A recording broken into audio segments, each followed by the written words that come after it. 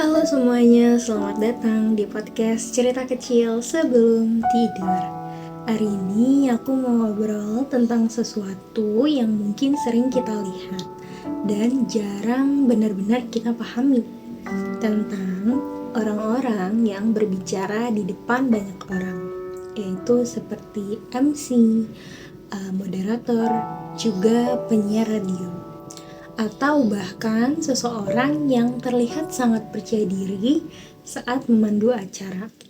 Mereka orang-orang hebat yang menampilkan dirinya dengan bangga dan percaya pada dirinya sendiri, pada kemampuan dirinya sendiri. Ya, mereka lah adalah orang-orang yang berani melampaui itu semua. Kadang kalau melihat mereka, kita berpikir, wah, enak banget ya bisa ngomong selancar itu, atau mungkin memang dasarnya percaya diri. Ya, padahal sebenarnya mereka juga melewati ujian yang kita rasakan sekarang dan mereka bisa untuk melewati itu semua. Di balik suaranya yang terdengar tenang, terus juga lantang, ada banyak sekali kegagalan-kegagalan yang memang mereka lewati. Ada banyak sekali latihan-latihan yang gak pernah benar-benar kita lihat gitu.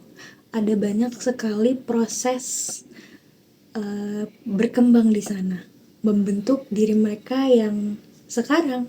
Karena menjadi seseorang yang berbicara di depan umum ternyata tidak sesederhana hanya pandai ngomong. Ada proses panjang di balik itu semua. Dan semakin aku belajar tentang public speaking, aku mulai sadar satu hal, yaitu bahwa berbicara itu bukan cuma soal suara gitu, tapi juga tentang bagaimana kita membawa diri, tentang bagaimana kita membuat orang lain merasa nyaman saat mendengarkan kita.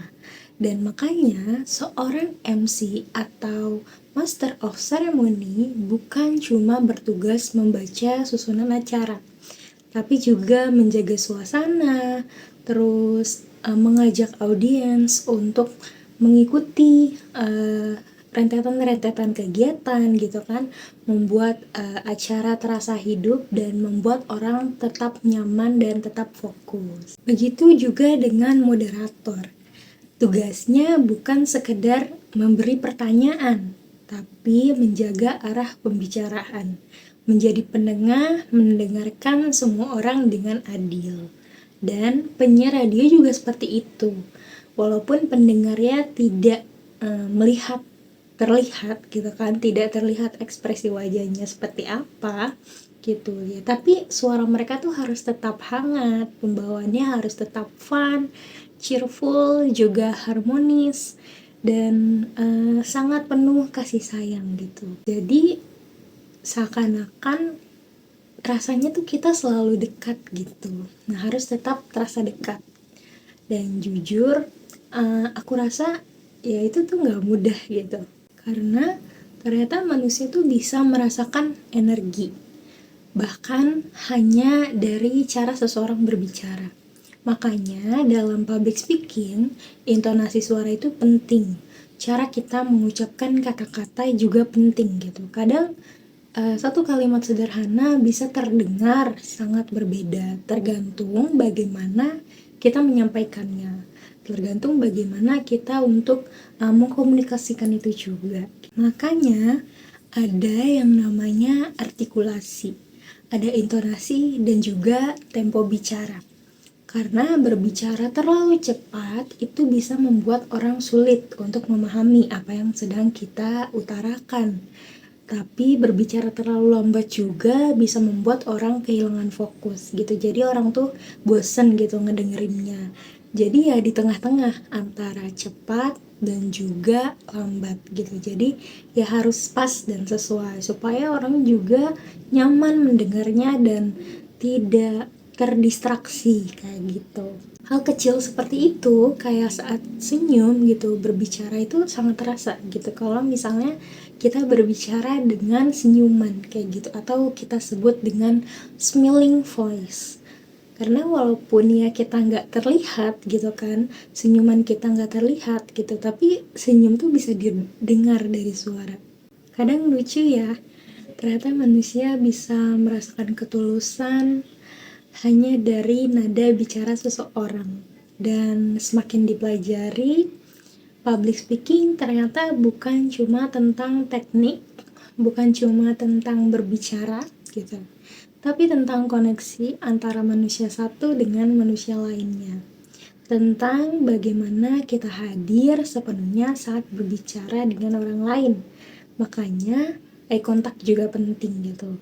Kita fokus kepada audiens, terus kita fokus kepada orang-orang yang mendengarkan kita gitu, dengan kita menatapnya gitu. Itu cara kita menghargai mereka, cara kita tetap terkoneksi dengan mereka.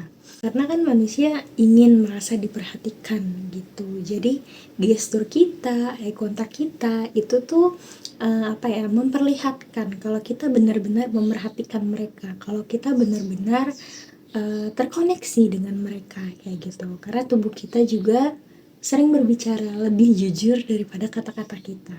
Kadang orang lupa sama isi pembicaraan kita, tapi mereka ingat bagaimana perasaan mereka saat mendengarkan kita. Dan menurutku itu indah banget, bahwa ya komunikasi ternyata bukan cuma soal berbicara, tapi soal menghadirkan rasa, soal tentang ketulusan, soal tentang terkoneksi, soal hal-hal yang sangat indah sekali. Namun ya dibalik itu semua tetap ada satu hal yang sering menghantui banyak orang gitu, ya rasa takut. Rasa takut ketika kita dihadapi dengan suatu kondisi kalau kita berbicara di depan banyak orang gitu. Ya karena takut salah, takut blank, takut ditertawakan kayak gitu. Ya itu adalah hal yang wajar sekali. Seorang MC, seorang moderator, bahkan seorang penyiar radio pun itu mereka pernah merasakan itu semua gitu. Tapi karena terus berlatih, terus mengembangkan dirinya, terus merasa nyaman mendengarkan suara dirinya gitu, dia akhirnya terbiasa dengan itu semua. Dan aku rasa hampir setiap orang pernah merasakan itu, karena saat berbicara di depan umum kita seperti sedang memperhatikan diri kita sepenuhnya, dan itu membuat kita merasa rentan. Makanya banyak orang memilih untuk diam, karena diam itu ya bukan karena kita nggak punya sesuatu untuk disampaikan gitu, tapi karena kita takut untuk mengutarakan itu semua. Ya padahal sebenarnya nggak apa-apa kalau belum sempurna, nggak apa-apa kalau masih gugup gitu. Karena kemampuan berbicara itu bukan bakat yang langsung ada, bukan yang orang bisa itu langsung gitu. Tapi itu tuh harus terus dilatih, harus terus dicoba gitu kan. Karena ya sesuatu yang tumbuh itu berasal dari latihan, dari pengalaman, dan dari keberanian kecil untuk terus mencoba. Suatu pembicaraan hebat juga itu pernah ada di fase gugup, di fase takut, di fase blank, di fase takut tidak diterima gitu, dan pernah salah bicara, pernah kehilangan kata-kata ya, tapi mereka tetap melanjutkan itu gitu teman-teman.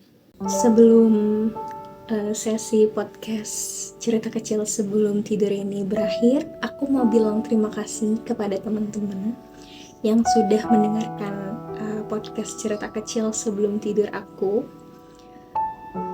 Aku terima kasih kepada kalian semua yang sudah benar-benar mendengarkan cerita kecil sebelum tidur ini sampai habis dan terbantu dengan adanya podcast cerita kecil sebelum tidur kali ini.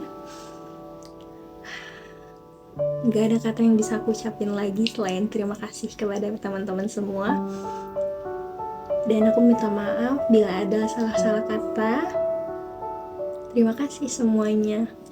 See you.